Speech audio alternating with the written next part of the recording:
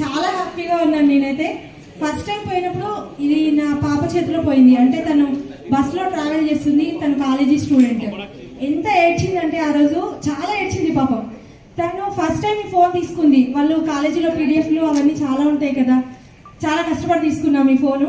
Daddy కొనిచ్చిండు. 1 month లోనే phone పోయింది. చాలా ఏడ్చింది. పోలీస్ వాళ్ళందరూ అన్నారంట, అమ్మ ఏడవకి రా, నీకెందుకు 10 days లో మేము ట్రాక్ చేసి నీ ఫోన్ నీకు ఇస్తాము, ఏడవద్దని చాలా సపోర్ట్ చేశారంట.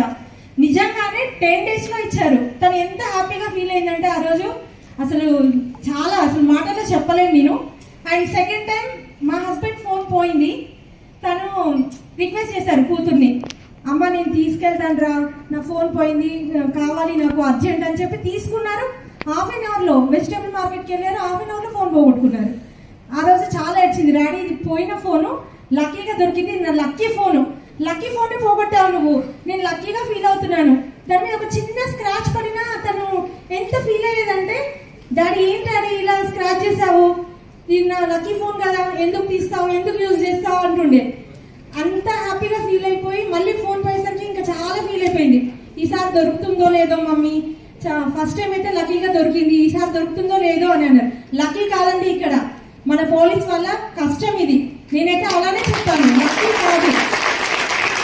వాళ్ళు ఎంతో కష్టపడితే కానీ ఈ ఫోన్ మళ్ళీ నా చేతికి రాలేదు. ఈరోజు నిజంగా నేను ఎంత హ్యాపీగా ఫీల్ అవుతున్నాను మాటల్లో చెప్పలేను. మెనీ మెనీ మెనీ థ్యాంక్స్ అండి.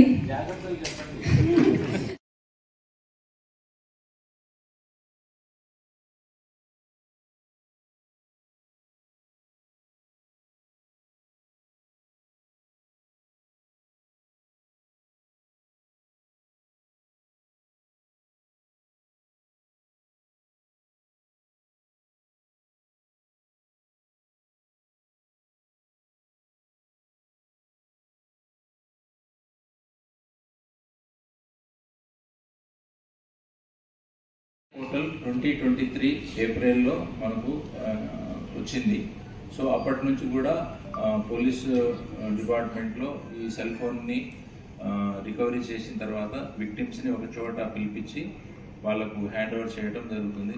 సో మన తెలంగాణ పోలీస్ అంటే డీజీ గారు, తర్వాత ఆల్ డిస్ట్రిక్ట్ యూనిట్ ఆఫీసర్స్, అదేవిధంగా మన సిపి సైబరాబాద్ సారు, వీళ్ళందరూ ఏంటంటే పెద్ద ఎత్తున ప్రజలకు మనం ఉన్నాము. సో వాళ్ళ బాధలను మేము షేర్ చేసుకుంటున్నాము, వాళ్ళ విలువైన ప్రాపర్టీని ఇస్తున్నాము. ఒకటి మనం ఏమవుతుందంటే, మామూలుగా మనకు సెల్ మనం పోతుంటే ఒక సెల్ దొరుకుతుంది, మనకు ఎక్కడ ఒక సీట్ మీదనో మామూలుగా రోడ్డు మీద దొరుకుతుంది. జనరల్గా మనిషి హ్యూమన్ టెండెన్సీ ఏముంటుందంటే తీసి జేబులో పెట్టుకుంటాం, ఎందుకంటే జర కాస్ట్లో ఉంది, నేను వాడుకోవచ్చు అని అనుకుంటాం. కానీ అతనికి ఈ టెక్నాలజీ ఉంది, దీన్ని ఇట్లా పట్టుకుంటారు అని చెప్పేసి తెలియదు. ఇప్పుడు మేము మీ ఫోన్ ఎట్లా ట్రాక్ చేసినాం అనమాట. ట్రాక్ చేయడం వల్ల అతను ఏం చేశాడంటే మీ సిమ్ తీసేసి ఈ సెల్ ఫోన్లో వేరే సిమ్ పెట్టి యూజ్ చేసుకుంటున్నాడు. సో యూజ్ చేసుకున్నప్పుడు మనకు ఆ సెల్ ఫోన్ మన ఏదైతే పోగొట్టుకున్నా ఐఎంఈ నెంబర్లో ఫలానా సెల్ వాడుతుందని చెప్పేసి అన్నప్పుడు మనం అతనికి ఫోన్ చేస్తాం. సో ఇప్పుడు మీరే ఉన్నారు అనుకోండి, ఆ ఫోన్ మీరే తీసుకున్నారు, పోలీసులకి మీకు ఫోన్ వస్తుంది. ఫోన్ రాగానే మీరు జనరల్గా భయపడతారు, సార్ ఏమో సార్ ఇది కాదు సార్, నాది కాదు సార్ అని అంటాడు. అన్నప్పుడు ఆయనకు ఆటోమేటిక్గా సైకాలజీ తెలిసిపోదబ్బా, ఇదేదో ఉందిరా పోయి, ఇదేదో దొరికిపోయినట్టుంది అని అనుకుంటాడు. అప్పుడు మనం ఏంటంటే అష్యూరెన్స్ ఇస్తాం వాళ్ళకు, ఏమని, బాబు ఇది కేసు రిజిస్టర్ చేయట్లేదు, ఆ దొరికిన సొమ్మును మాకు ఇచ్చేస్తే చాలు అని చెప్పేసి అంటారు.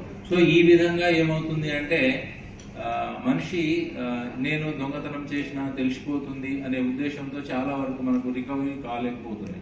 సో వాళ్ళు ఏం చేస్తారు, కొంతమంది షాపులో అమ్మేస్తారు, ఇది నా పర్సనల్ నెంబర్ అని చెప్పి అమ్మేస్తారు, పర్సనల్ నాకు డబ్బులు ఉన్నాయని చాలా చీప్గా అమ్మేస్తారు.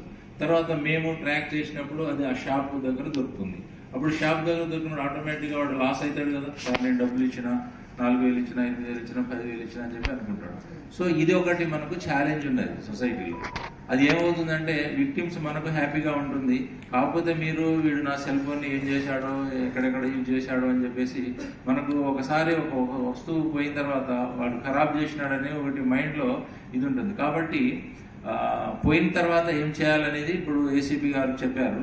తర్వాత దొరికిన తర్వాత ఎట్లా ఉంటుందనేది అది కూడా మీరు చెప్పాలి. సో మీడియా మిత్రులు కూడా చెప్పేది ఏంటంటే, ఇప్పుడు పోయిన తర్వాత ఇవ్వచ్చు, ఆయన ఎందుకంటే అతని వస్తువు కూడా పోయినప్పుడు అతనికి కూడా ఫీలింగ్ ఉంటుంది కదా, నా వస్తువు పోయింది, ఇంత కాస్ట్లీ పెట్టి కొన్నాను, ఎవరైనా గిఫ్ట్ ఇవ్వచ్చు, లేకపోతే అతనే సేవ్ చేసిన డబ్బుతో చాలా కాస్ట్లీ ఐటమ్ కాబట్టి ఇవన్నీ కొద్దిగా ఆర్థికతో ముడిపడి ఉంటాయి కాబట్టి కొద్దిగా సమస్యలు ఉంటాయి.